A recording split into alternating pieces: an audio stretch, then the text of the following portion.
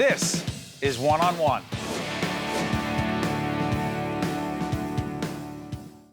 Steve Adubato here at the Newark Museum. It is my honor and my pleasure to introduce a gentleman on camera, Victor Davson. That's correct. Who is the co-founder and executive director of Aljira, a center for contemporary art. Good to see you again, Victor. My pleasure. Aljira stands for? Dreamtime. Dreamtime. Or timelessness, or open possibilities. Describe this operation. We are a non-for-profit contemporary art space that focuses on emerging and underrepresented artists in New Jersey and the region. Trying to promote them, help them, is that what it is? Give them a start. And also, for older artists who've been overlooked, we try to bring the attention of the public and the community at large, the art public and the community at large. You started this, sorry for interrupting, Victor, you started this in 1983. That's correct. Why? Well, it was a response to my own experience as an artist of color, i.e., Where'd you grow up? I grew up, I got to the United States when I was 25. I grew up in a British colony, Guyana, in South America, and then came here to go to school.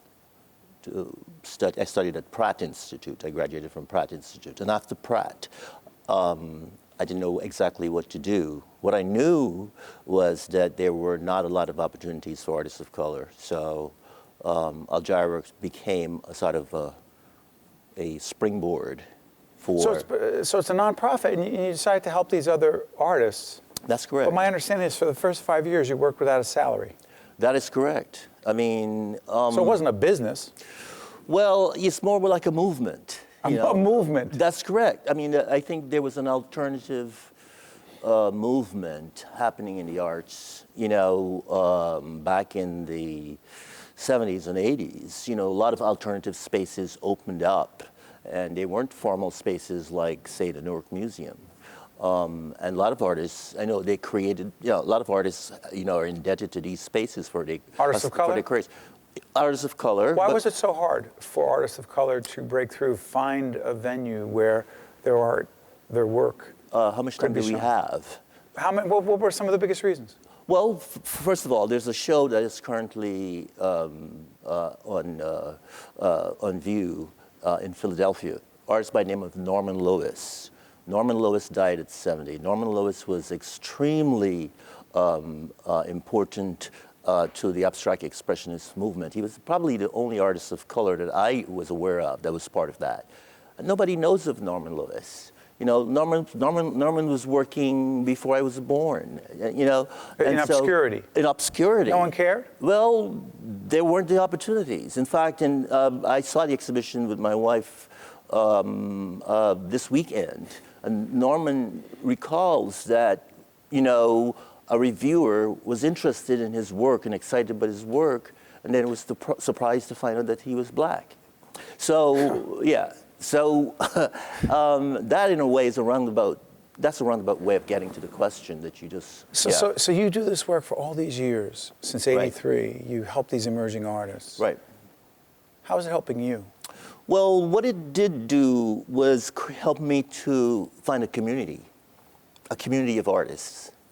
And as it turned out, it was not just only artists of color. It became also women. Women, yeah. You recognize women as a minority. Sure. Yeah, lots of women who went to art school didn't have opportunities to participate, which was a predominantly male, white kind of sort of culture. Insular? And so, pardon me?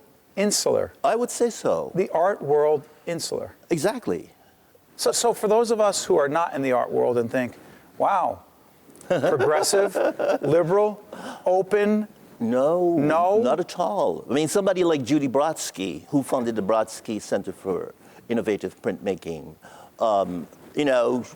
she was part, and people like Faith Ringgold, these are people who are part of a very vital, they're part of the feminist movement who've had to make a lot of noise. I'm thinking of this Miriam Shapiro. Right. People like this, they've had to make a lot of noise to sort of get attention, to participate in this discourse. And move forward. You have an exhibit coming up. Yes. What's it called? It's called Full Circle. It's Full called Circle. Full Circle. Yeah, it's called Full Circle. Describe it. Victor Davson Full Circle, and it's a survey of 30 years of my work. So I not only did Aljira, not only directed Aljira, but I maintained the practice, which is very difficult.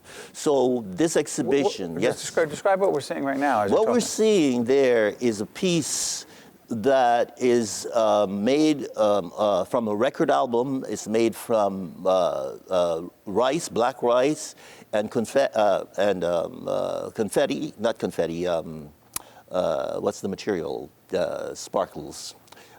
Sequence? Sequins, that's correct. Yeah, and sequins. Do we know who that is? That is Aretha Franklin. That's not Aretha Franklin. That's Aretha Franklin, and it's a drawing. It's a drawing by Andy Warhol. What? So I'm appropriating Andy Warhol.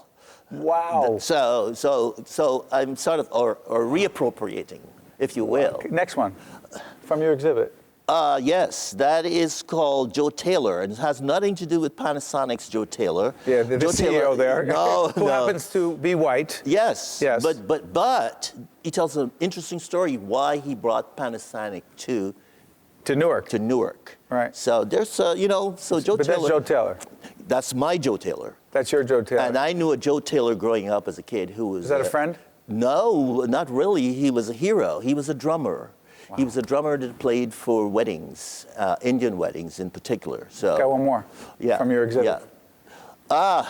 This is from the Masquerade. The Masquerade is something that dominates the topic that dominates my practice right now, and it's these are.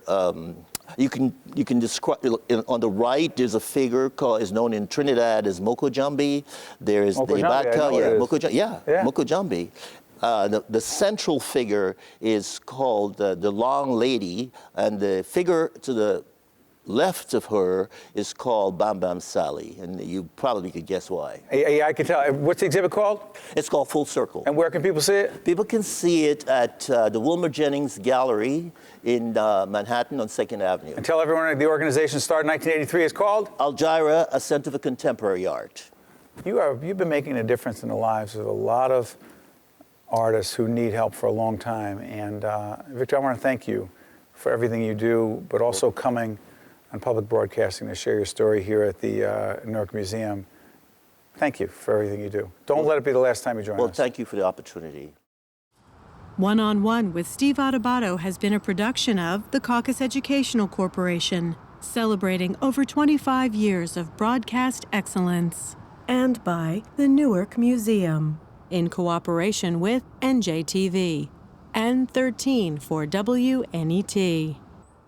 Funding for this special edition of One-on-One with Steve Adubato at Newark Museum has been provided by Bank of America, PSE&G, Cone Resnick, University Hospital, Newark, New Jersey, Johnson & Johnson, Prudential Financial's Global Communications Department, and by the North Ward Center.